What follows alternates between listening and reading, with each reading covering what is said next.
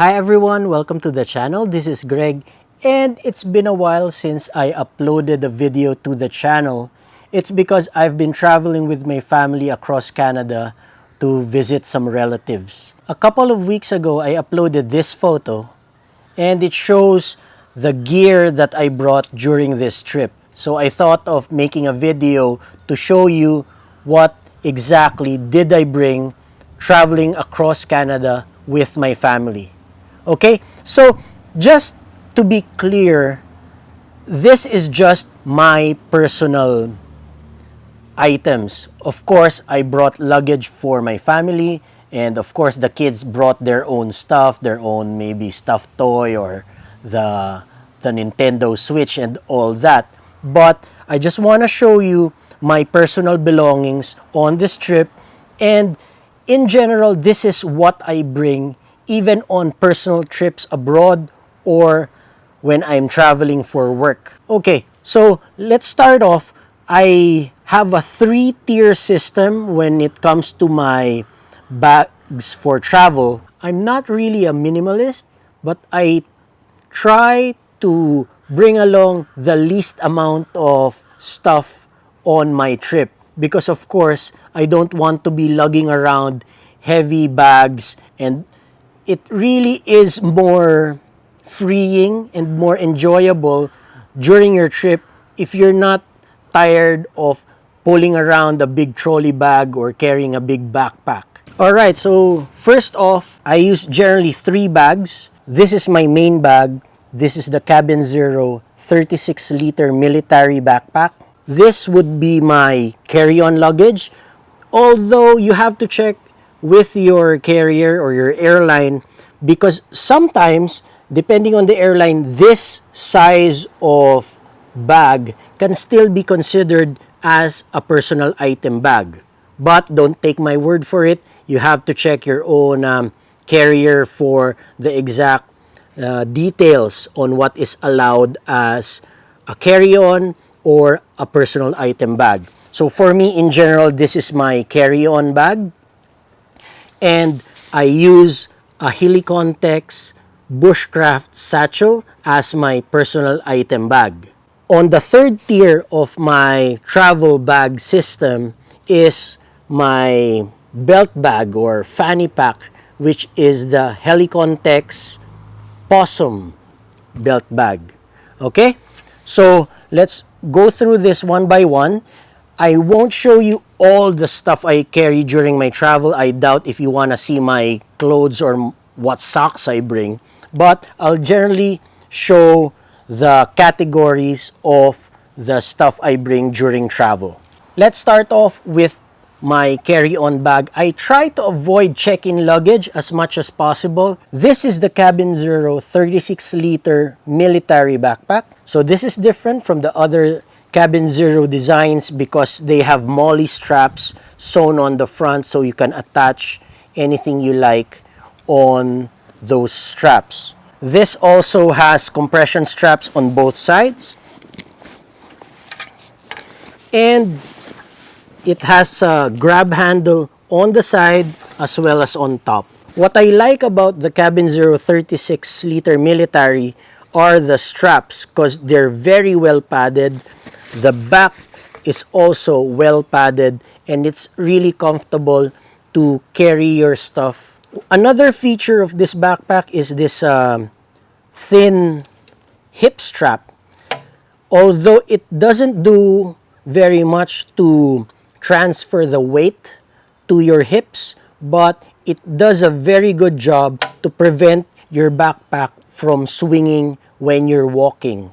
Because this is a Cabin Zero backpack, you have a tag that has a code that you can use to track your backpack, or when it gets lost, you can actually report it on their website. And if somebody honest finds it, they can inform you using that code. What I like about this backpack is the fabric. If I'm not mistaken, it's 1,000 denier cordura, so it's really tough, abrasion resistant. I actually just put it anywhere. And if you notice, I put a little mod on this backpack because the entire front of this backpack is actually a big pocket.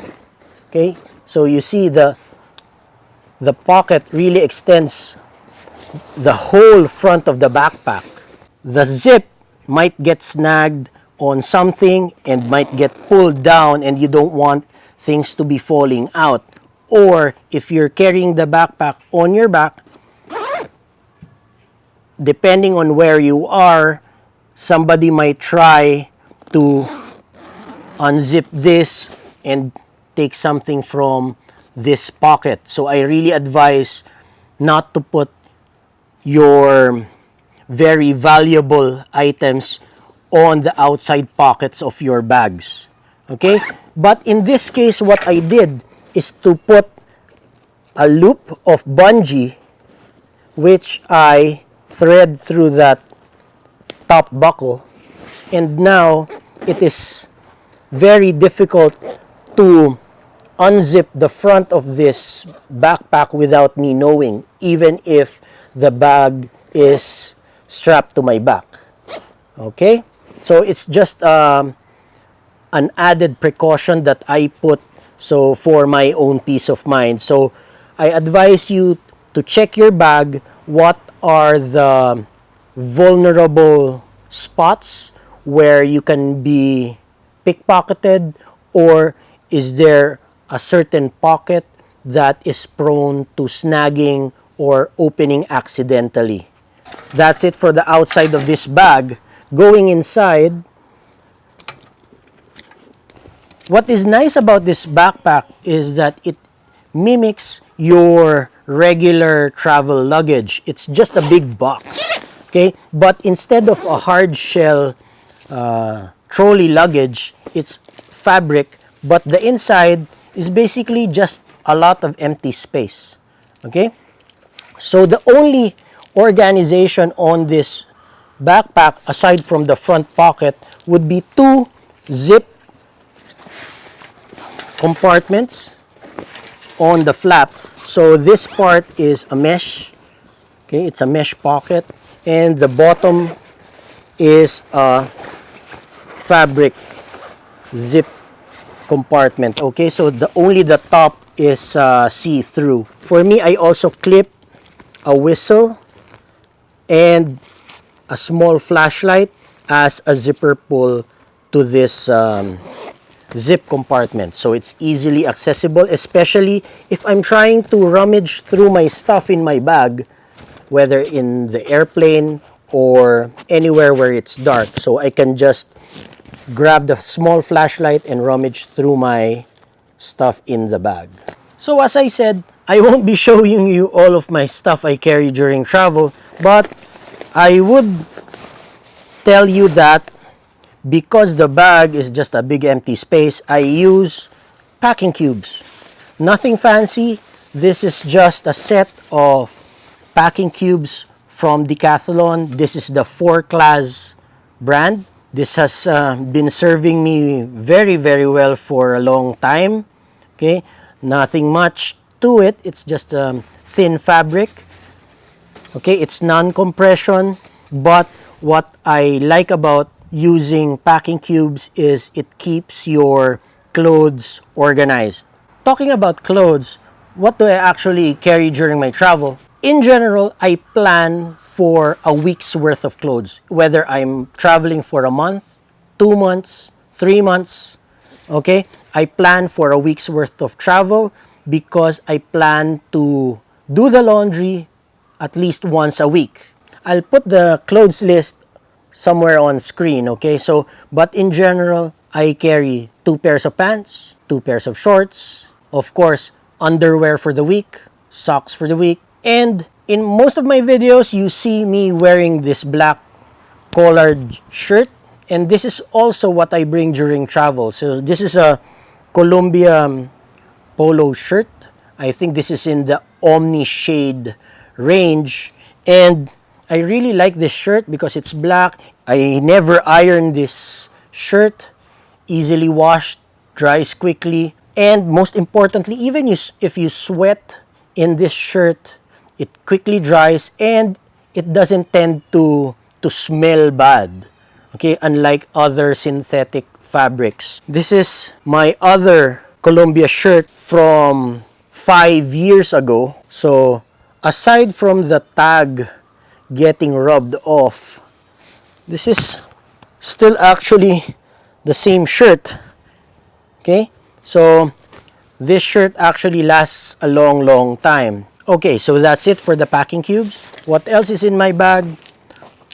More organization, because as I said, the bag doesn't have organization, so it's up to you to organize the stuff in your bag. So I have different sized pouches depending on different categories. This particular pouch set is from JLB Daily Carry, so shout out to Jay. These are great pouches, super strong. This is made of X-Pac, and the zips are YKK Aqua Zips. So I have a pouch for all of my electronics, chargers, cables, and maybe another pouch for my shaving stuff and other small items. So I may have 3 or even 5 different pouches for different categories of my stuff. So another feature of this backpack is this slanting pocket here where I keep flat items such as maybe documents, which I put in a stiff folder and I stick it in here. But also this is used to carry my tablet. So I work mobile, so I just carry a tablet nowadays with my phone, and I am able to do all of my work on that. So gone are the days that I have to lug around a big heavy laptop. Okay, so that's it for the bag. And as you can see, the bag is super strong because of the 1000 denier cordura, but it's super light. It's lightweight, and if you don't overfill the bag, you can actually compress the bag and it looks quite small and can really pass as your personal item bag. Full disclosure, I bought this bag with my own money, and this is not a sponsored video by Cabin Zero, although I really love Cabin Zero products. My family uses Cabin Zero as well. So next up would be my real personal item bag. In fact, this particular bag is one of my favorite bags, well, ever. Okay, I use this bag all the time, every day. This is my EDC bag, and this is also my personal item bag when I travel. Okay, this is the Helicon Tex Bushcraft Satchel. What I really like about this is super simple.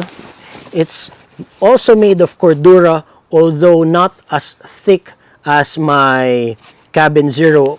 If my Cabin Zero is around 1000 denier, maybe this is around 500 denier cordura. On the outside zip, what do I carry?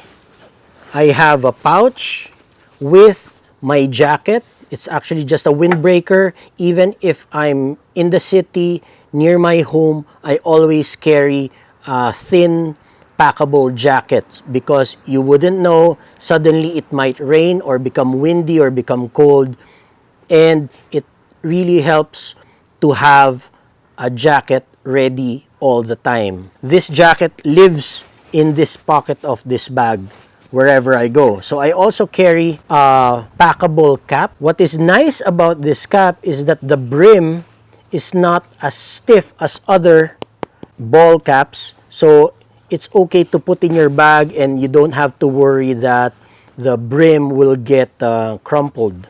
And it's really easy to pack. By the way, I got messages on the YouTube channel. Some are asking what kind of cap I have been using in my videos. So this is the Wazoo Cash Cap. Okay, so it's a plain black cap, but it has special features wherein you can put some survival items or EDC items inside the cap. Maybe sometime I can do a video on it. Okay, if you want a video on this cap, just put it in the comment section. That's it for this zip. Another very important feature of this bag is that the zipper, the main zipper, is very, very long, not just as wide as the bag, but actually rides up to the strap. Okay, so this makes the opening really, really wide. Looking around, so this has molly straps on the side, but during travel, I don't tend to put anything there. I don't strap anything on the molly. At the back, it's just plain. And on the other side, it has the identical set of molly, but what I attach to it is a Kydex holster for my alcohol bottle. So as I said, I don't like things swinging from my bag.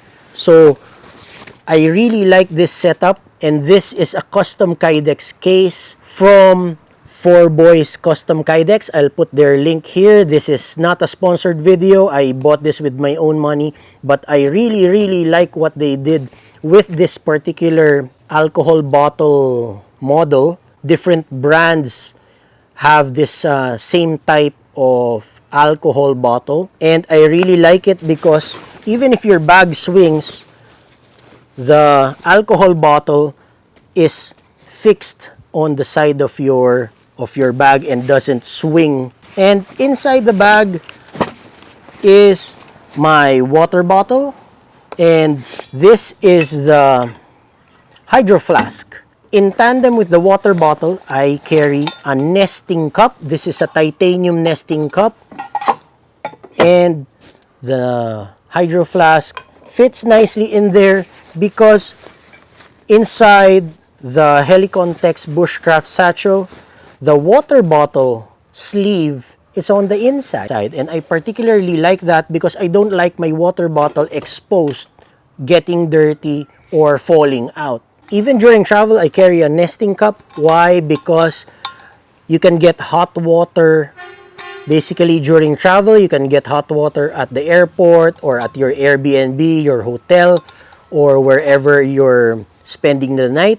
And maybe you can carry packets of coffee or tea, and you can have a hot drink without looking for a coffee shop and spending more money during your travel. So I like drinking my tea, and I bring along tea packets, and I can drink tea basically anywhere I can find hot water. This bushcraft satchel also has an internal pocket. And what do I have in the mesh pocket? It's simply just a black trash bag that I have at the ready to waterproof my gear just in case it rains, or in an emergency I can use it as a raincoat or a poncho, or just to put laundry in. This bag also houses all of my EDC gear, and if you've seen one of my older videos with the bag organizer from my wife, I still carry that. So this is my EDC bag organizer. Go see my previous video if you want to see all the knickknacks in this bag. Although during travel, I do not carry anything sharp, or I do not carry any knives, blades, or any sharp objects. So that's it for this bag. And as you can see, this bag is deceptively small, but it can fit a lot of stuff. And if I am using my Cabin Zero as my personal item bag, I would tend to just roll up my Helicontex bag and strap it to the side of my Cabin Zero, or just put it inside, because this packs quite small for what it can carry. Okay, I love this bag. Go check it out. Okay, so this is the last bag that I actually carry during travel, and this is actually not considered a bag. Okay, why? Because airlines generally do not treat fanny packs as individual bags, but they are part of your apparel. So they're like your clothes, okay? So they're part of your outfit.